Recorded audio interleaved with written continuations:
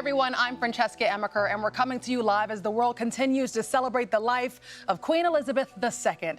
Any moment now, we're preparing for a historic moment as King Charles III will address a grieving nation on his first full days as monarch. In fact, let's go ahead and take a live look right now together. Today also marks the first full day of mourning in the UK following the Queen's death on Thursday, a period that continues until after her funeral. And earlier, the King and Camilla, the Queen consort, arrived in London to huge cheers at Buckingham Palace, where they shook hands with some of the thousands of mourners who are gathered outside the King and Queen.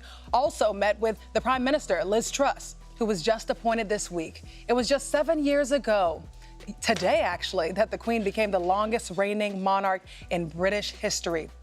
Today, gun salutes were fired across the UK commemorating the life of the Queen. 96 rounds were fired, one for each of her life, and that also took place in Australia. And bells tolled at churches all around the nation, from Westminster Abbey to St. Paul's Cathedral and Windsor Castle.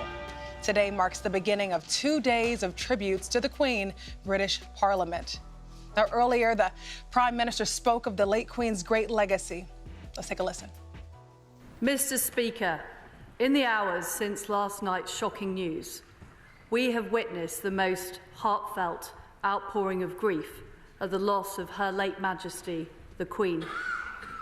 Crowds have gathered, flags have been lowered to half-mast, tributes have been sent from every continent around the world. The United Kingdom is the great country it is today because of her. The Commonwealth is the family of nations it is today because of her. So many tributes to the beautiful Her Majesty. Tomorrow, King Charles will officially be proclaimed king, which will be televised live for the Prime for the first time ever. In fact, this is a big day in not only British history, in London, it's a big day around the world. Keep in mind that Prince Charles is a man who we knew as Prince Charles for 73 years, the Prince of Wales. And now, for the first time ever, we are seeing him as King Charles. Now, he is in his early 70s, and many people are wondering the difference between him and Queen Elizabeth. And through my research, I learned that the two are pretty stark. Queen Elizabeth is someone who, she goes by protocol. She is very non-controversial, and King Charles is known to speak his mind. He's also known to stand for several issues. In fact, he is an environmentalist. He is someone who is an activist, and he practiced that and didn't have to wait until he became king to do so. In fact, in 1986, he was doing an interview, and they were talking about his love for the environment, and he said he actually talks to his plants. They help him grow, and he helps them grow by speaking. Also, I just want to paint the picture for you all, what it's like right now in London, outside the Buckingham Palace, also outside of Windsor Castle. Thousands of people overnight, thousands of people throughout the morning have been laying flowers. They've also been laying cards, and my favorite, they've been laying letters. And right now what you're looking at is a little bit of footage that happened about a couple of hours ago. That is King Charles taking an hour to greet his constituents right outside of Buckingham Palace. And it was so sweet because he would kiss on their cheek, or if they, they would lend their cheek to him. And he would also kiss his hand as well. And they would shake and they would cheer and they would say, "God save our king." And they would say, "Hip, hip, hooray." And this is King Charles and the Queen consort right outside of Buckingham Palace. Again, as I mentioned, they were looking at the flowers, looking through letters, looking at cards as well. Now, overnight, there were also so many commemorations all throughout the world. The Eiffel Tower went black, and that is very rare. The Eiffel Tower went black. Also, the Empire State Building, that's right here in America, I should know that one.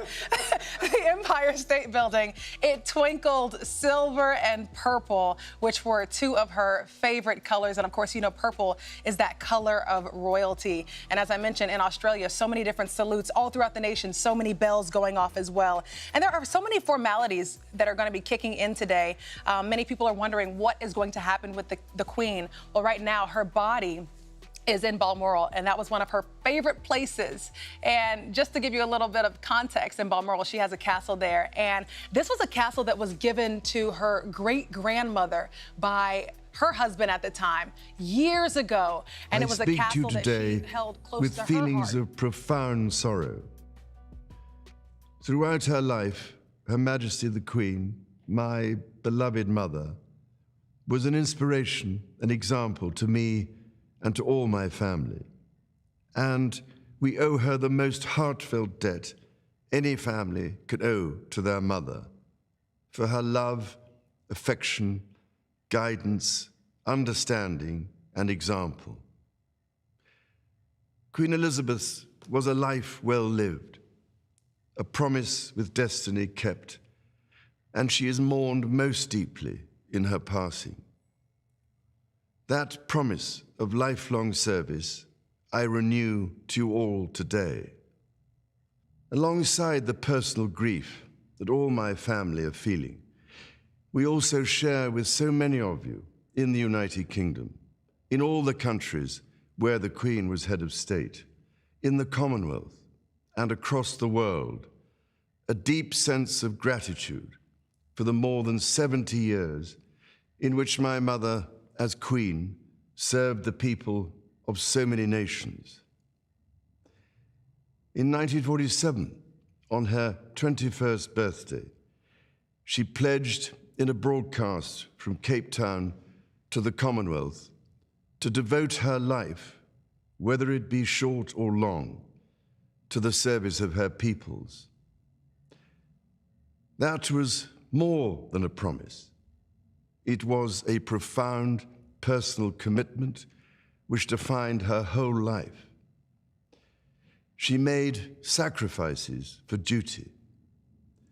Her dedication and devotion as sovereign never wavered through times of change and progress, through times of joy and celebration, and through times of sadness and loss. In her life of service, we saw that abiding love of tradition, together with that fearless embrace of progress, which makes us great as nations.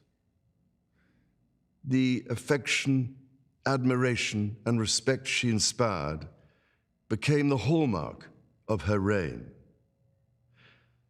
And as every member of my family can testify, she combined these qualities with warmth, humor, and an unerring ability always to see the best in people.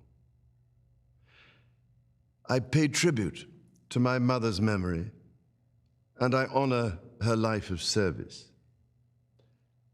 I know that her death brings great sadness to so many of you, and I share that sense of loss beyond measure with you all. When the Queen came to the throne, Britain and the world were still coping with the privations and aftermath of the Second World War, and still living by the conventions of earlier times. In the course of the last 70 years, we have seen our society become one of many cultures and many faiths. The institutions of the state have changed in turn. But through all changes and challenges, our nation and the wider family of realms, of whose talents, traditions, and achievements I am so inexpressibly proud, have prospered and flourished. Our values have remained and must remain constant. The role and the duties of monarchy also remain, as does the sovereign's particular relationship and responsibility towards the Church of England, the church in which my own faith is so deeply rooted. In that faith and the values it inspires, I have been brought up to cherish a sense of duty to others and to hold in the greatest respect the precious traditions, freedoms, and responsibilities of our unique history and our system of parliamentary government. As the Queen herself did with such unswerving devotion, I too now solemnly pledge myself, throughout the remaining time God grants me, to uphold the constitutional principles at the heart of our nation.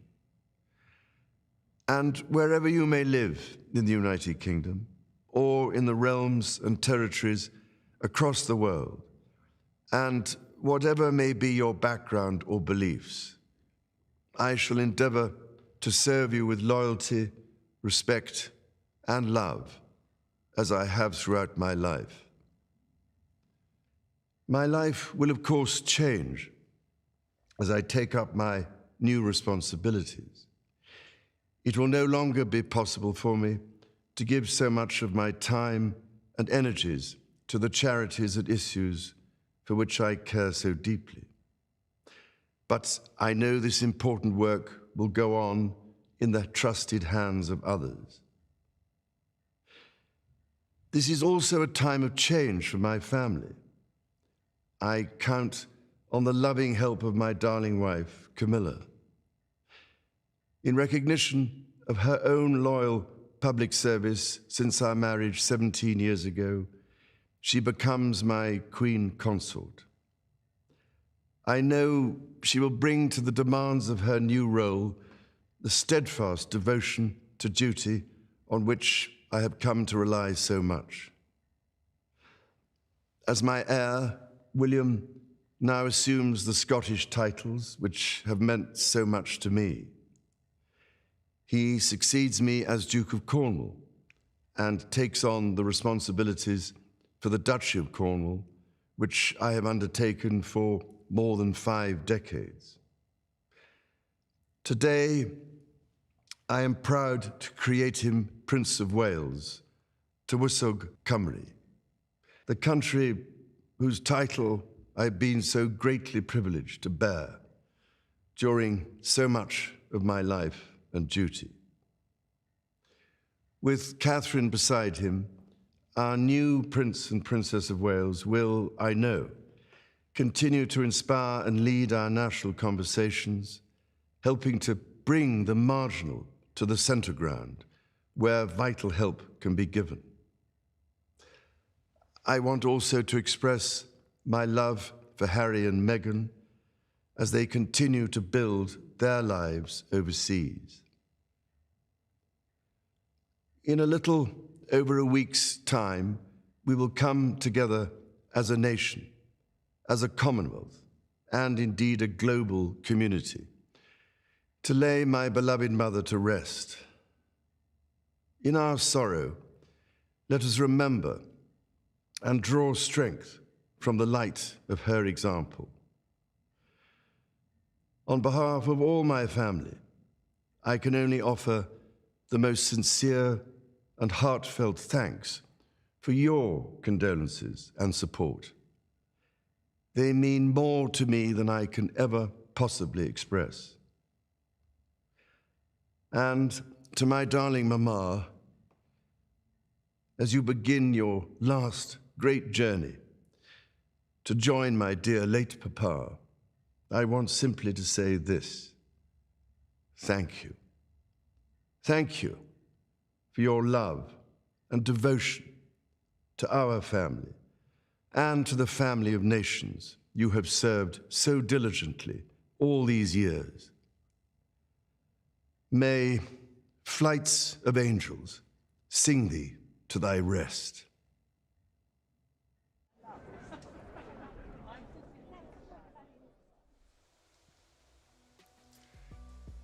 Such a beautiful tribute to his mama and an extremely unifying speech, especially for London at this time. Now, royal expert Sharon Carpenter joins me now. And Sharon, I want to thank you so much for taking time out and speaking with us today. We just witnessed a historical moment with King Charles addressing the nation and the world. What are your first impressions?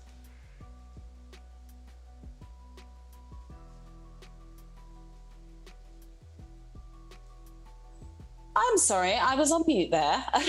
Zoom, the challenges of Zoom. But a monumental speech right there, probably the biggest speech of Charles's entire life, his first time addressing the nation as the King of Great Britain. This was a very important speech for him because this was his chance to start the healing process for the nation. The whole country is reeling right now over the loss of the Queen, our beloved Queen, who has stood for strength, who has stood for stability, who has helped us through some of the toughest times over the past 70 years.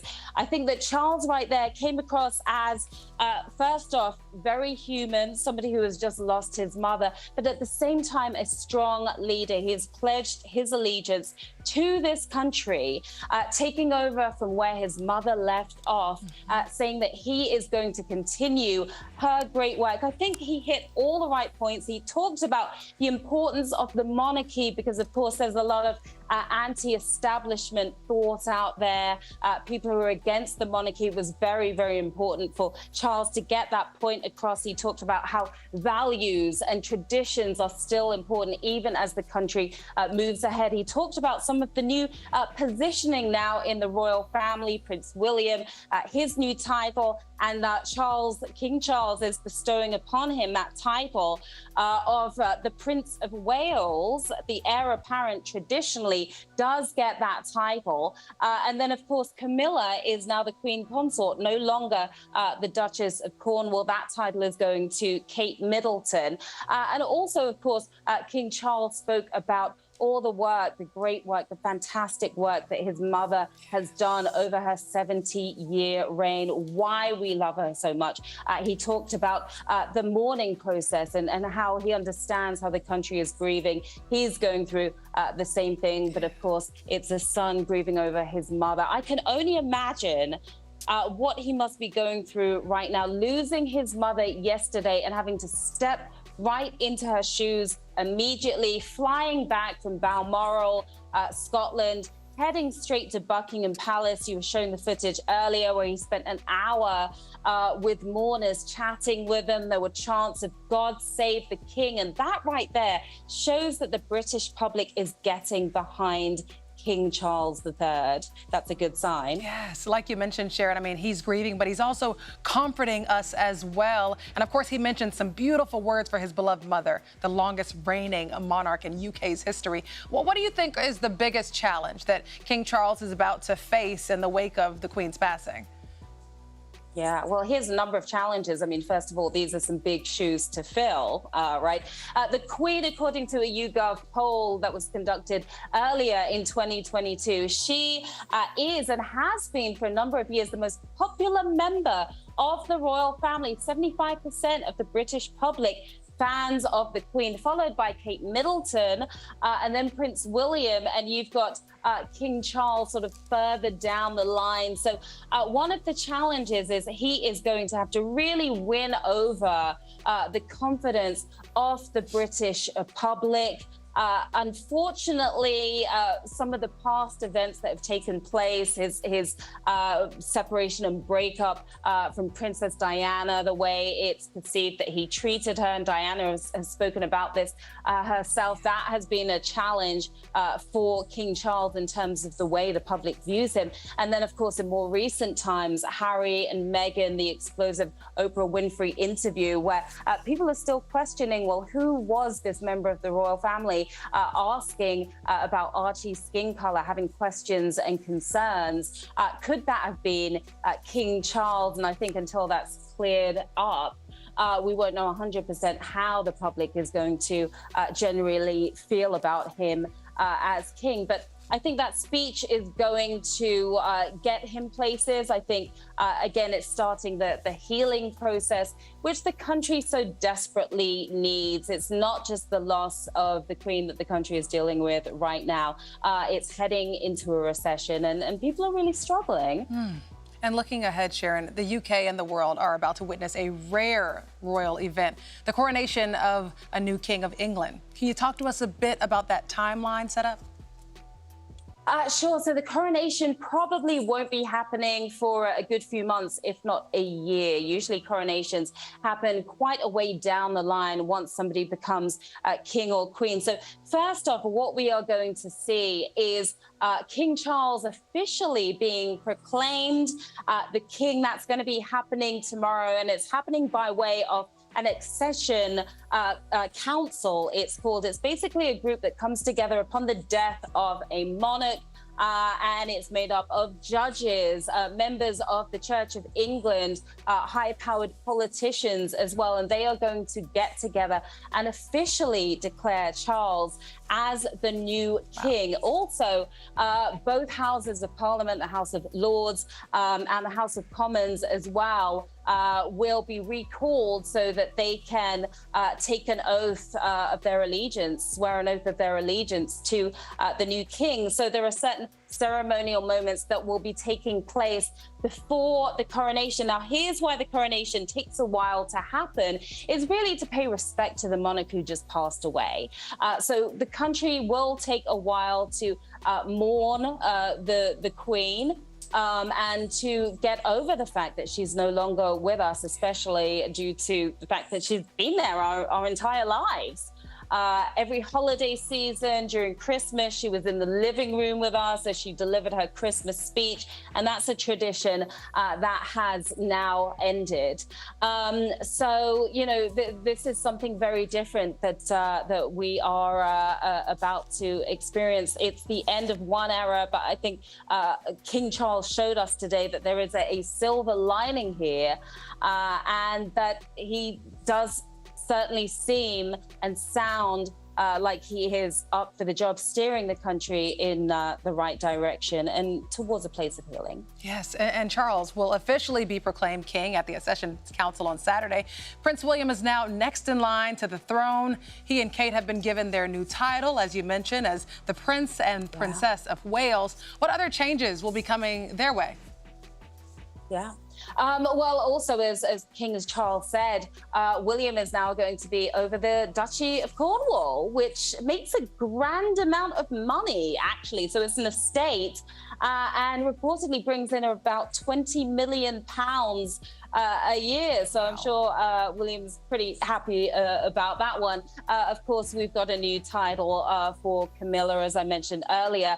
There was some talk about whether Camilla would be the princess consort or the queen consort. But then the queen, before she passed away, she made it very clear that it is her wish for Camilla Parker Bowles to become the queen consort. So that is now her title. We know that King Charles wants to sort of slim down the royal family, if you will. Apparently, he wants to make sure that titles only go to the heirs to the throne and their immediate family members, as well as finances and as well as security. So what we might see in the coming months and the coming years is sort of a much tighter, slimmer version of the royal family. What's going to be interesting is seeing what he decides in terms of duties and who has what responsibilities with his siblings as well. We know that Prince Andrew caught up in the Jeffrey Epstein scandal and playing too much of a role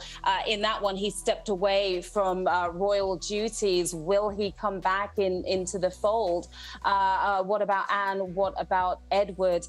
There will be a reshifting of duties and tasks, and it's going to be King Charles who makes all those decisions. My goodness. And you heard the king mention Prince Harry and Meghan as well. He did it pretty briefly. Yes. Was that a surprise to you? It wasn't a surprise. I'm glad he did it, and I think it was the right thing. Again, sort of trying to bring everyone to this place of healing where we can move into a better space. Charles is very aware that young people love Harry and Meghan. They are very beloved, especially by the younger generation and outside of the United Kingdom as well. And I would not be surprised if he's beginning to think if it might be a good idea to try to get them back into the royal fold. Now, if you remember when Harry and Meghan stepped away from royal life, they had a conversation with the Queen, Harry had at least, where he wanted to sort of participate in royal life to a certain extent, but not all the way in. And the Queen was against it. She didn't want this sort of one foot in, one foot out situation. But of course, King Charles is somebody very different. He has his own way of doing things. And he may actually see that as being an asset, allowing Harry and Meghan to still have their life in California, but maybe become a bit more involved in the royal family again and taking on some of those royal duties. It could be really good for the monarchy. And at the end of the day, that's what the royals are all about. If it's good for the monarchy, it's good for everybody. Sharon, thank you so much for sharing your wealth with us and sharing your knowledge and your expertise. So much of it. We really appreciate you taking time out. And you have our deepest condolences here from E as well. Thanks, Francesca. And before we go, we have to show you this. This is something so special. E staffer Rob Bigger actually brought these in today. Take a look at what you're looking at right here. These are documents from the Queen's coronation on June 2nd, 1953, which is his great-grandmother attended. Yes, one of our staffers' great-grandmothers actually attended the coronation here. And I have to tell you all, this coronation made history. The first ever televised coronation in the world, in UK history. Also, this was watched by 27 million people and millions right here in America. And I also want to go show you guys this as well. A couple of more souvenirs. There's just, I mean, he could probably put this on eBay and get so much, but guess what? It's not even, it's priceless. Something like this, having it, is priceless at this point. This is a photo that also came with the coronation memorabilia. That's a photo of the Queen at the time of her coronation. And this is hot off the press in 1953. This is remarkable. This is a piece of history. And these and so many more are valued, and not only in the UK, but also right here in America, as we mentioned. Thank you so much for bringing this in, Robert Bigger. And we thank your great-grandmother as well. This is amazing. Now, according to the royal family, a coronation is an occasion for pageantry and celebration. And we don't know when King Charles's coronation will take place, as Sharon mentioned, but we know it won't take place very soon. Queen Elizabeth's coronation was 16 months after her accession. We want to thank you all so much for joining us today. For all the latest royal developments, we want you to head on over to E! Online. Thank you.